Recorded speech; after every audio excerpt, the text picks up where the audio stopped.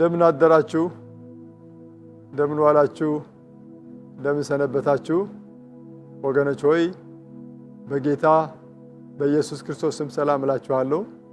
ስሜ ፓስተር ኤፍሬም ላከማርያም ቶሮንቶ የምትገኘው የኢትዮጵያ ወንጌላዊት ቤተክርስቲያን አገልጋይ ነኝ። ዛሬ በዚህ ማለዳ በቶሮንቶ በእያንዳንዳችሁ ደግሞ እንደምትኖሩበት አገር የሰዓት ለውጥ አለ። ዛሬ የማካፍላችሁ ቃል ሁለተኛ ጢሞቴዎስ ምዕራፍ 1 ቁጥር 9 ጀምሮ እስከ 11 ያለውን ቃል ነው። ምን ይላል? ያዳነን በቅዱስም አጠራር የጠራን እግዚአብሔር ነውና ይህም እንደ ራሱ ሐሳብና ጸጋ መጠን ነው እንጂ እንደ ሥራችን መጠን አይደለም። ይህም ጸጋ ከዘላለም ዘመናት በፊት በክርስቶስ ኢየሱስ ተሰጠን። አሁን ግን በመድኃኒታችን በኢየሱስ ክርስቶስ መገለጥ ታይቷል። እርሱ ሞትን ሽሯልና እኔ ሰባኪና ሐዋርያ አሕዛብንም አስተማሪ እንደሆን በተሾምኩበት በወንጌል ሕይወትንና አለመጥፋትን ወደ ብርሃን አውጥቷል። በወንጌል ሕይወትንና አለመጥፋትን ወደ ብርሃን አውጥቷል ብሎ የእግዚአብሔር ቃል ይናገራል። ነገሩ ስለ ወንጌል ነው። ወንጌል ማለት የምስራች ማለት ነው። እግዚአብሔር አምላካችን እናመሰግናለን። ወንጌል ማለት የምስራች ማለት ነው። ወንጌል የሚለው ቃል በአዲስ ኪዳን ከ100 ጊዜ በላይ ተጽፏል፣ ተደጋግሞ ተጽፏል። እንደገና ደግሞ በተለያዩ ሐረጎችም ተገልጿል። ለምሳሌ የክርስቶስ ወንጌል የሚል ቃል እናገኛለን። የእግዚአብሔር ጸጋ ወንጌል የሚል ቃልም እናገኛለን። የደህንነታችን ወንጌል የሚል ቃልም እናገኛለን። እንደገና ደግሞ የዘላለም ወንጌል እንዲሁም ደግሞ የእግዚአብሔር ወንጌል የሚል በዚህ ተርም ተጠርቷል። እግዚአብሔር አምላካችን እናመሰግናለን። በመጀመሪያ ወንጌል የሚባለው ዘፍጥረት ምዕራፍ 3:15 ላይ ያለው ቃል ነው። ጌታ እግዚአብሔር አዳምና ሔዋን ከወደቁ በኋላ እባቡን በአንድ ሳይድ አቁሞ አዳምና ሔዋንም እንደዚሁ እርግማን አስተላልፈዋል። ካስተላለፋቸው እርግማን ደግሞ አንዱ ዘፍጥረት ምዕራፍ 3 ቁጥር 15 ያው እርግማን ብቻ አይደለም፣ የምስራችም አለበት፣ ተስፋም አለበት። ምን አለ እግዚአብሔር? እባቡን በአንተና በሴቲቱ መካከል በዘርህና በዘሯ መካከል ጠላትነትን አደርጋለሁ አለ። የሴቲቱ ዘር ራስን ይቀጠቅጣል ይላል። ማን ነው የሴቲቱ ዘር? ገላትያ መጽሐፍ ምዕራፍ 4 ቁጥር 4 ላይ ዘመኑ በደረሰ ጊዜ እግዚአብሔር ከሴት የተወለደውን ልጁን ላከ ብሎ ይናገራል። ስለዚህ ሔዋን ብዙ ልጆች ነበሯት፣ ግን የእባቡን ጭንቅላት የዲያብሎስን ራስ የሚቀጠቅጥ አንድ ዘር እሱም ኢየሱስ ክርስቶስ ነው። እግዚአብሔር አምላካችን አመሰግናለን።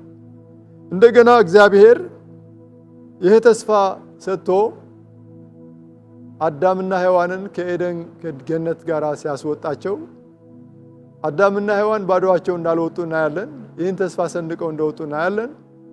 በተረገመች ምድር ሲኖሩ ይህን ተስፋ እየጠበቁ ነበረ።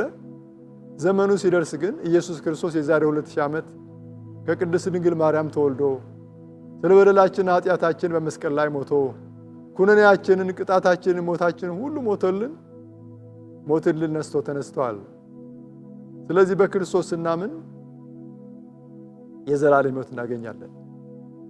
ዮሐንስ ወንጌል ምዕራፍ 3 ቁጥር 16 ላይ በእርሱ የሚያምን የዘላለም ሕይወት እንዲኖረው እንጂ እንዳይጠፋ እግዚአብሔር አንድያ ልጁን እስኪሰጥ ድረስ ዓለሙን ወደዋል ብሎ ይናገራል። አንተን ወደዋል፣ እኔም ወደዋል፣ አንቺንም ወደዋል፣ አንድያ ልጁን እስከ መስጠት ድረስ። ኢየሱስ ክርስቶስም ስለኛ ሲል በመስቀል ላይ ራሱን ሰጥቷል። ነፍሱን ስለ ወዳጆቹ ከመስጠት ይልቅ ከዚህ የሚበልጥ ፍቅር ለማንም የለውም ይላል። ቀጥሎ ከአዳም ቀጥሎ ወገኖች ሆይ እግዚአብሔር ወንጌልን ለኖህ እንደሰበከ መጽሐፍ ቅዱስ ይጠቁመናል። እግዚአብሔር አምላካችን እናመሰግናለን። በመጀመሪያ እግዚአብሔር ለኖህ ከጥፋት የሚያመልጥበትን ከፍጥረታት ሁሉ ጥንድ ጥንዶቹን አድርጎ እርሱና ቤተሰቡም ጭምር ከጥፋት የሚያመልጡበትን መርከብ እንዲሰራ አዞት ነበር። እግዚአብሔር አምላካችን እናመሰግናለን። ኖህም በዘመኑ ለነበሩ ሰዎች ዋጋ እየከፈለ መርከብ እየሰራ እንደገና ደግሞ ጽድቅን ይሰብክላቸው ነበር። ሁለተኛ ጴጥሮስ ምዕራፍ 2 ቁጥር 5 ላይ ጽድቅን የሚሰብከውን ኖህን የሚል ቃል እናገኛለን። ቀጥሎ ወገኖች ሆይ እግዚአብሔር ለአብርሃም ወንጌል እንደሰበከ ይናገራል። ወደ ኖህ ስመልሳችሁ ኖህ መርከብ ሰርቶ ዓለም በሙሉ በመርከብ ውስጥ ያለ ብቻ ነው የዳነው። ዓለም በሙሉ ሲደመሰስ ማለት ነው በውሃ ጥፋት። ዛሬ እኔና እናንተ መርከባችን ኢየሱስ ክርስቶስ ነው። አሁንም የመጨረሻው ዘመን ነው ያለ ነው። ይህ ዓለም ሊጠፋ ነው ወገኖች ሆይ፣ መርከባችን ግን ኢየሱስ ክርስቶስ። በመርከብ የነበሩ በኖህ ዘመን እንዳመለጡ እኛ ደግሞ በመርከባችን በክርስቶስ ሆነን ደግሞ ከሚመጣው ጥፋት እንድናመልጥ ይህ ወንጌል ተሰብኮልናል። እግዚአብሔር አምላካችን አመሰግናለን። ለአብርሃም ደግሞ አስቀድሞ ወንጌልን ሰበከ ብሎ በገላትያ መጽሐፍ ምዕራፍ 3 ቁጥር 8 ላይ የእግዚአብሔር ቃል ይናገራል። አብርሃም ዘፍጥረት ምዕራፍ 12 ላይ ስንመለከተው ከአገሩም ከዘመዱም ከአባቱም ቤት እግዚአብሔር ወጥቶ እግዚአብሔር ወደሚያሳየው ስፍራ እንዲሄድ ጂፒኤስ ሳይኖረው ማፕ ሳይኖረው እግዚአብሔርን ታምኖ እንደወጣ እንመለከታለን። እባርክሃለሁ አለው፣ ለበረከት ትሆናለህ አለው። የምድር ነገሮች ሁሉ በዘርህ ይባረካሉ የሚል ቃል እናገኛለን። ስለዚህ ዘር አሁንም ዘፍጥረት ምዕራፍ 3 ቁጥር 15 ላይ ያለው ዘር የእባቡን ራስ የሚቀጠቅጥ ዘር ኢየሱስ ክርስቶስ፣ አሁኑ ደግሞ የምድር ነገሮች ሁሉ የሚባረኩበት የምድር አሕዛብ ሁሉ የሚባረኩበት ዘር የአብርሃም ዘር ኢየሱስ ክርስቶስ። ማቴዎስ ወንጌል ምዕራፍ 1 ላይ አንብባችሁ ከአብርሃም ግንድ ዘር እንዴት ኢየሱስ ክርስቶስ እንደተወለደ ይተርክልናል። እግዚአብሔር አምላካችን እናመሰግናለን። ስለዚህ ምንጩ የወንጌል ምንጭ የእግዚአብሔር ልብ እንደሆነ እንመለከታለን። ዋና መልእክቱ ደግሞ የወንጌል የልብ ትርታ የጌታ ኢየሱስ ክርስቶስ ሞትና ትንሣኤ ነው። እግዚአብሔር አምላካችን እናመሰግናለን። በአንደኛ ቆሮንቶስ ምዕራፍ 15 ቁጥር 1 እስከ 4 ላይ እንደዚህ ይላል፣ ወንድሞች ሆይ የሰበኩላችሁ ደግሞ የተቀበላችሁት በእርሱም ደግሞ የቆማችሁበት በእርሱም ደግሞ የምትድኑበት ወንጌል አሳስባችኋለሁ። መጽሐፍ እንደሚል ክርስቶስ ለኃጢአታችን ሞተ፣ ተቀበረ፣ መጽሐፍም እንደሚል በሦስተኛው ቀን ተነሳ ይላል። ይህን ስናምን ወገኖች፣ ይህን ስናምን የዘላለም ሕይወት እናገኛለን። ዘአምን በወልድ በሕይወት ዘላለም፣ በልጁ የሚያምን የዘላለም ሕይወት አለው። ምንድነው የምናምነው? ዮሐንስ ወንጌል ምዕራፍ 1 ቁጥር 11 ወደ ገዛ ወገኖቹ መጣ፣ የገዛ ወገኖቹም አልተቀበሉትም። ለተቀበሉትና በስሙ ለሚያምኑ ግን የእግዚአብሔር ልጆች የሆኑ ዘንድ ስልጣን ሰጣቸው። ስለዚህ ክርስቲያን ነኝ፣ ማንም ሰው ክርስቲያን ነኝ ሊል ይችላል። ነገር ግን የእግዚአብሔር ልጅ ነህ ወይ? ኢየሱስ ክርስቶስን ተቀብለሃል ወይ? በስሙ አምነሃል ወይ ነው። ምን ማለት ነው ማመን? የዛሬ 2000 ዓመት በመስቀል ላይ የሞተው ኢየሱስ በእኔ ፋንታ ነው፣ እኔን ወክሎ ነው። ራቁቱ ተሰቀለ ለእኔ ሲል፣ እኔን ለማዳን ሲል። እኔ ደግሞ ዛሬ እሱን ስቀበል በስሙ ሳምን አዳኛ አንተ ነህ፣ ጌታዬ አንተ ነህ ብዬ በልቤ ሳስቀምጠው ስቀበለው ያን ጊዜ ነፍሴ ከሞት ወደ ሕይወት ትሻገራለች፣ ከጨለማ ወደ ብርሃን ትሻገራለች። ስሜ በሕይወት መጽሐፍ ይጻፋል ማለት ነው። ስለዚህ ይሄ ዳግም መወለድ ይባላል። ቦርን ኤጌን ቱ ቢ ቦርን ኤጌን። እና ይሄ ምስራች ያለው ወንጌል ይሄ ነው፣ ስለ ኢየሱስ ክርስቶስ። ሮሜ ምዕራፍ 1 ቁጥር 1 እስከ 4 ማንበብ ትችላላችሁ።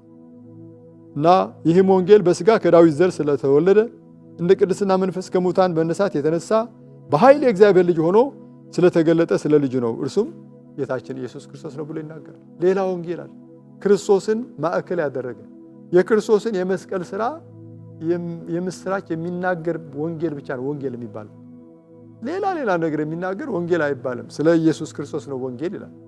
እግዚአብሔር አምላካችን እናመሰግናልና የሃይማኖት ሥራ አይደለም፣ በክርስቶስ ያለን እምነት ነው ወሳኝ። ለዘላለም ሞት ወይ ደግሞ ለዘላለም ሕይወት የሚዳርገን ይሄ እምነት ብቻ ነው። ዳግም በዚህ አምነን በክርስቶስ አምነን ዳግም በመወለድ ማምለጥ ይቻላል። ዛሬ ይህን ቃል የሰማችሁ ሁሉ ሕይወታችሁን ለጌታ ትሰጣላችሁ። ጌታ ኢየሱስ እኔ ኃጢአተኛ ነኝ፣ በመስቀል ላይ ለእኔ ዋጋ ከፍለሃል፣ በመስቀል ላይ የከፈልከው ዋጋ ለእኔ እንደሆነ አምናለሁ። ከዛሬ ጀምሮ ሕይወቴን ለአንተ ሰጥቻለሁ፣ ነፍሴን ተቀበል። ነፍስን ስለ እኔ አሳልፈ እንደሰጠህ አምኜ ዛሬ ደግሞ እኔ ራሴ ለአንተ አሳልፌ እሰጣለሁ ብላችሁ ስትጸልዩ ያን ጊዜ ስማችሁ በሕይወት መጽሐፍ ይጻፋል፣ ታሪካችሁ ይቀየራል፣ መዳረሻችሁ ደስቲናችሁ ይለወጣል። ከዘላለም ሞት ወደ ዘላለም ሕይወት ታመልጣላችሁ፣ ከጨለማ ወደ ብርሃን ታመልጣላችሁ። ወገኖች ሆይ ከጥፋት ልጅነት ወደ እግዚአብሔር ልጅነት ለተቀበሉትና በስሙ ለሚያምኑ የእግዚአብሔር ልጆች የሆኑ ዘንድ ስልጣን ሰጣቸው ይላል። ክርስትና ማለት ክርስቶስን አምኖ ክርስቶስን ተቀብሎ እግዚአብሔር ልጅ መቀበል ማለት ነው። እግዚአብሔር አምላካችን አመሰግናለን። ተባረኩ። ደህና ዋሉ። ታንክ ዩ ብራዘር።